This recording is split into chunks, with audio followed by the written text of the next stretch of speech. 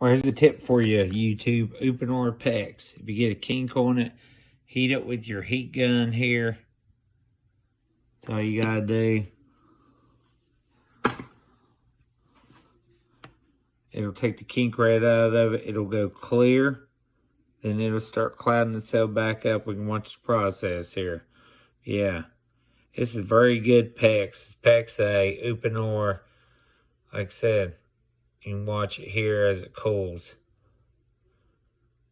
I just put a bend in it on purpose just to test it out here on the durability. And that's where I did the expansion on it. Over time, it contracts on itself. Yeah.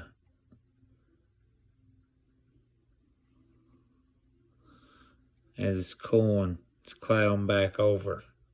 The molecules in it are realigning. Ooh, yeah.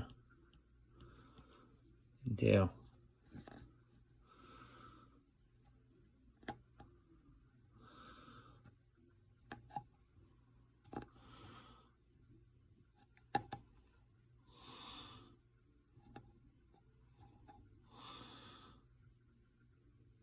See, look at that.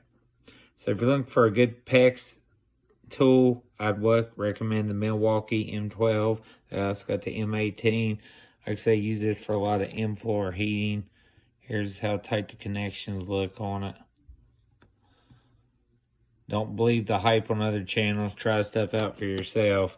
That's what I tell people. Don't believe what they see on YouTube with these other tool channels, because they'll tell you a load of crap to get you to spend a couple of $100, and then they assume no liability for anything you do. So I've used this quite a few times on jobs. So yeah, that's what it looks like when, here, let me see if I can get down in here for the expansion.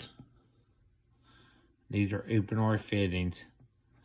I get these on supplyhouse.com or whichever place you want to get them at. Over time, this contracts around that fitting, because this fitting won't fit inside there until you do an expansion.